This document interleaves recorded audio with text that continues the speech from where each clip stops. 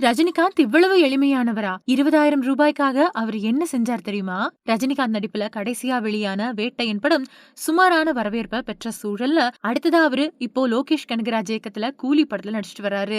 இந்த 2 படங்கள் மேலயும் உச்சக்கட்ட நம்பிக்கையும் எதிர்பார்ப்பையும் அவரும் அவரோட ரசிகர்களும் வச்சிருக்காங்க. இந்த நிலையில ரஜினி பத்தி அனிருத் பேசியிருக்க கூடிய விஷயம் கவனத்தை ஈர்த்திருக்கு. ரஜினிகாந்த் இந்த வயசுலயும் பிஸியா நடிச்சிட்டு வராரு.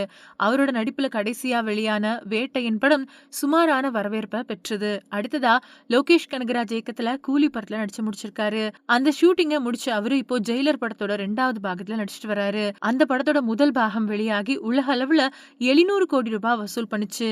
அதனால இந்த படத்தோட 2வது பாகத்து மேலயும் உச்சக்கட்ட எதிர்பார்ப்பு ரசிகர்கள் கிட்ட எழுந்திருக்கு. இந்த நிலையில ரஜினிகாந்த் பத்தி இசையமைப்பாளர் அனிருத் பேசியிருக்க கூடிய விஷயம் ரசிகர்கள் கிட்ட கவனத்தை ஈர்த்திருக்கு. அவர் சமீபத்துல கொடுத்த ஒரு பேட்டியில, சினிமா ஹீரோக்கள் அப்படின்னு சொன்னாலே வசதியான ரூம்ல தங்கறதுக்கு தானே விரும்புவாங்க. ஆனா ரஜினி அப்படி கிடையாது. ஒரு தடவை அவரு லண்டனுக்கு போறதா இருந்துச்சு. லண்டன்ல அவர் தங்கறதுக்கு ஒரு ரூம் புக் செய்யப்பட்டிருந்தது. அந்த ரூமோட வாடகை ஒரு நைட்டுக்கு 20,000 ரூபாய்.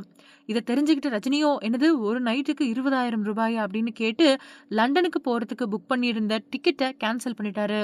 அவர்கிட்ட நான் சின்ன வயசுல இருந்தே இப்படியான விஷயங்கள பார்த்து வளர்ந்திருக்கேன். அதனால அதிகம் செலவழிக்கணும் அப்படின்னா எனக்கு ஒரு மாதிரியா இருக்கும் அப்படின்னு சொல்லியிருக்காரு. அனிருத்த பொறுத்தவரைக்கும் ரஜினியோட கூலி, ஜெயிலர் 2 இந்த மாதிரியான 2 படங்களுக்கும் இப்போ இசையமைச்சிருக்கிறதும் குறிப்பிடத்தக்கது.